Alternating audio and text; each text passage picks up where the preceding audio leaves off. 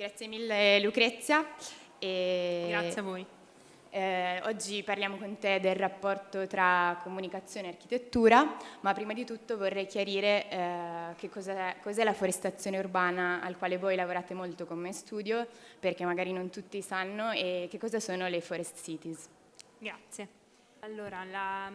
forestazione urbana è l'azione di implementare gli alberi nelle città, quindi moltiplicare il numero degli alberi nelle città contemporanee in diversi modi,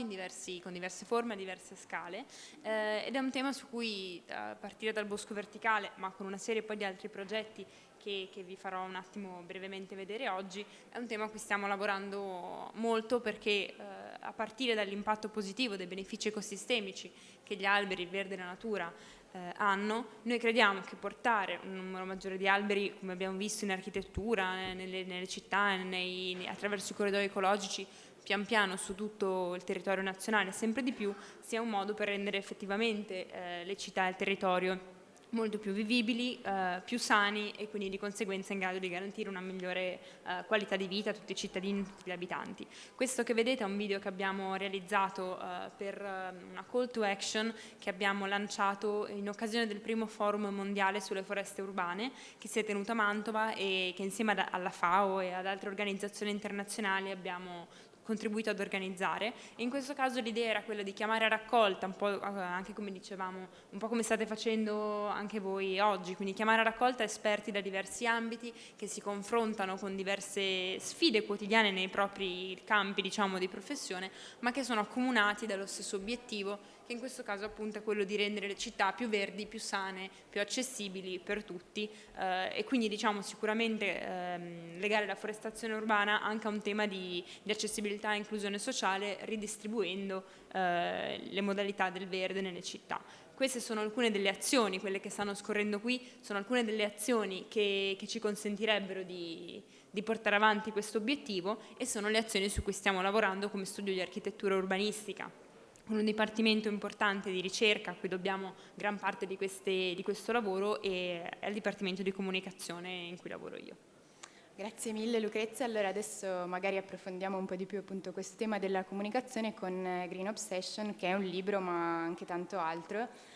Quindi volevo chiederti se puoi raccontarci quali iniziative coinvolge e come è nato il concept. Grazie. Allora, Green Obsession è la filosofia progettuale dello studio che riunisce appunto tutti i progetti, ma anche la nostra organizzazione di eventi come il Forum Mondiale sulle Foreste Urbane, e che parte da, appunto, come dicevamo prima, dall'impatto che gli alberi hanno sulle città. Questa è una foto satellitare scattata dall'Agenzia Spaziale Europea che mostra la temperatura, in questo caso a Milano, l'estate scorsa, e quello che si riesce chiaramente a vedere è come le aree verdi, i parchi, i giardini abbiano effettivamente un impatto molto misurabile, un impatto chiaro e diciamo netto nel migliorare la temperatura e di conseguenza la qualità e la vivibilità delle città. Da questi presupposti e dei benefici ecosistemici del verde stiamo cercando di lavorare nella direzione di appunto implementare il più possibile gli alberi e le foreste nelle città. Il bosco verticale, come dicevo, è uno degli esempi, non è senz'altro l'unico, è però sicuramente quello che è diventato più iconico e riconoscibile nel panorama internazionale proprio per il grado di innovazione che ha comportato, perché porta l'equivalente di 3 ettari di foresta nel cuore della città in una situazione, in un contesto urbano molto denso come quello che è il centro di Milano. Quindi le sfide, le problematiche che sono state affrontate per la prima volta nel bosco verticale sono state senz'altro da un lato di ispirazione per una serie di progetti successivi, e da un lato sono diventate una sorta di icona di un nuovo approccio all'architettura e all'urbanistica, e dall'altro sono stati anche, diciamo, il primo passo di una serie di ricerche che non solo noi, ma diciamo in questo caso che noi stiamo portando avanti nell'ottica della forestazione urbana. Questo è tra l'altro il simbolo dell'11° obiettivo di sviluppo sostenibile, che mira a rendere le città più sane e più sostenibili, e da questo punto di vista, a partire per raggiungere questo obiettivo, i progetti che facciamo cercano di andare in quella direzione. Come dicevamo prima, a diverse scale, in diverse modalità. Questi sono solo appunto alcuni degli esempi. Questo è per quanto riguarda appunto il discorso di fare dei passi avanti rispetto all'innovazione iniziale, questo è un bosco verticale in social housing, quindi il primo bosco verticale che abbiamo realizzato a Eindhoven 2 anni fa, già abitato, con un affitto a prezzi calmierati per giovani e studenti, per rendere questo modello accessibile a tutti. Questo per dire che a partire dall'idea, da un progetto, da una visione, che in questo caso è Green Obsession, abbiamo sviluppato una serie di declinazioni e di progetti, di iniziative e di prospettive che con l'obiettivo comune cercano di mettere insieme una serie di figure e di esperti che possano collaborare e trovare delle sinergie da questo punto di vista. Questo è il progetto, un trailer del progetto Parco Italia, che se avete curiosità e voglia vi invito ad andare a vedere sul sito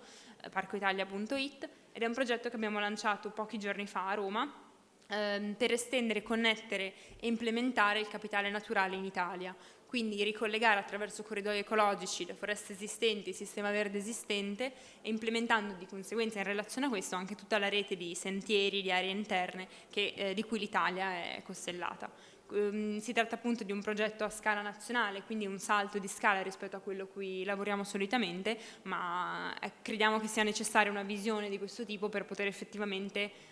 cercare di traguardare oltre il singolo progetto, oltre la singola iniziativa, ma cercare veramente di mettere a rete tutti quelli che stanno facendo forestazione urbana in Italia in modo coordinato per un obiettivo effettivamente concreto, diciamo. Grazie, infatti voi parlavi di scala, fate progetti sia a livello nazionale ma anche internazionale, e anche nel portare questo messaggio di Green Obsession e della vostra filosofia raccogliete intorno a voi, come hai già detto, un network di esperti di diverse discipline. Qual è secondo te il punto di forza, quali sono i vantaggi e gli svantaggi di questo approccio multidisciplinare, che è anche un po' il motivo della menzione speciale a voi assegnata? Allora sì, sicuramente quello che noi cerchiamo di fare, appunto, oltre ai progetti in senso stretto, è quello di creare e rafforzare, consolidare delle reti internazionali di esperti che si confrontano su questi temi. Lo stiamo facendo attraverso la partecipazione appunto, a eventi internazionali. In questo caso eravamo alla COP27 a Sharm el Sheikh, che avete menzionato, che ha menzionato prima anche Alessandra, con l'obiettivo di costruire il più possibile delle reti di collaborazione. Queste sono alcune delle pubblicazioni a cui abbiamo lavorato con una serie di figure che nel nostro percorso ci hanno insegnato di volta in volta degli elementi in più con cui lavorare, degli strumenti in più con cui confrontarci. E ad esempio lui è Mitchell Silver, che è il precedente commissario dei parchi di New York, e con lui abbiamo discusso di come migliorare a livello sociale le città a partire dal verde, a partire dalla creazione di nuovi parchi, giardini, aree verdi, rendendo le città più attrattive, più fruibili, più piacevoli da attraversare e di conseguenza più sicure. Quindi nel caso specifico di New York stanno lavorando a delle soluzioni per ridurre il crimine, studiare come ridurre la microcriminalità attraverso la creazione di spazi più piacevoli, verdi e aperti al pubblico, di conseguenza in grado di renderli più sicuri. Oltre a Mitchell Silver, questa appunto è Green Obsession, Tree Towards Cities, Humans Towards Forest, che è la nostra pubblicazione in cui abbiamo messo a sistema non solo i progetti, non solo la filosofia alla base dei progetti, ma anche una serie di figure, come dicevamo prima, che con noi vanno verso lo stesso obiettivo, e tra loro ci sono ricercatori, c'è un filosofo, c'è un etologo, c'è Jane Goodall, che appunto attraverso il suo studio sui primati, sul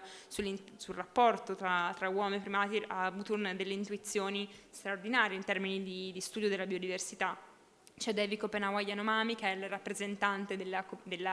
comunità Yanomami nella foresta amazzonica, David Miller, che era il sindaco di Toronto, quindi una serie di figure che insieme da diversi punti di vista stanno cercando di costruire uno stesso percorso. Green Obsession è stato premiato anche come una delle azioni di implementazione degli 17 obiettivi di sviluppo sostenibile, quindi per noi è un grande traguardo, proprio perché appunto, come dicevamo prima, ci consente di attraverso la sinergia, la costruzione di una rete multidisciplinare internazionale, di moltiplicare la scala dell'impatto. E questo è il forum che si è tenuto a ottobre, un mese fa, a Washington, quindi il secondo forum dopo l'edizione del 2018 a Mantova, che è stata un'occasione straordinaria per valorizzare, mettere a sistema e effettivamente spingere un passo più avanti ogni volta l'obiettivo della forestazione, quindi la nostra Green Obsession. Grazie mille a Lucrezia De Marco e Grazie grazie a per voi. il vostro lavoro e congratulazioni ancora per Grazie. la menzione speciale.